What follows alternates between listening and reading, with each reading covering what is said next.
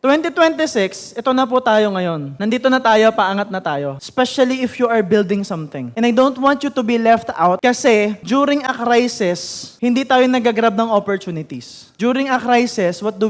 We are sad. Hindi ka nagagrab ng opportunity. During a crisis kasi, pag may crisis, okay, mataas ang crisis, paulit-ulit ko ito sinasabi, mababa ang marketplace. Pag mababa ang market, mataas ang crisis, mataas din ang opportunities. Kaya lang, hindi mo makita yung opportunities if you are emotional. Or maybe, if you don't have any emotions at all. Kasi akala nyo, wala akong emosyon, daw tinatalban ng ganyan. It doesn't work that way. It's just simply understanding the truth. Ano yung totoo? You have to know what's the reality. So here's what's happening. Ang mga mahihira, people who have a poor mindset or poor beliefs, ulit-ulit ko ito sinasabi ha, kailangan tumatakas ito sa inyo. Ano ginagawa nila? They save money. Tama? They fear. They doubt. Worst, they hate. They judge. Tama, mali. Tama, mali. Okay lang kayo.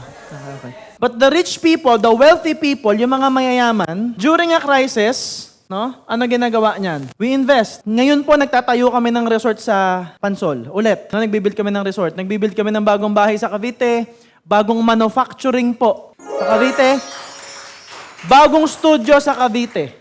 It's like, during crisis, nag-i-invest kasi mayaman. Maliban doon, kaya yung mayaman because we know na pagbagsak ang market, yan yung time mong bumili. Yan yung time mong mag-invest. Especially in yourself. Kasi everyone else is what? Everyone else is lonely. Malungkot, pabebe. Gets nyo ako? Ngayon, nag-invest, bumili. Pag wala ng crisis, which will happen soon, by the way, magbabago po marketplace biglaan. Tataas yung market. Pag taas ng market, wala ng opportunities masyado. Ano gagawin na mahihirap? Ito na, bibili na tayo, okay na ang market eh. Ano gagawin na mayayaman? Magbebenta. Kaya ang mayayaman, yung mayaman lalo. Nagkakaintindihan? Nasusundan nyo ako?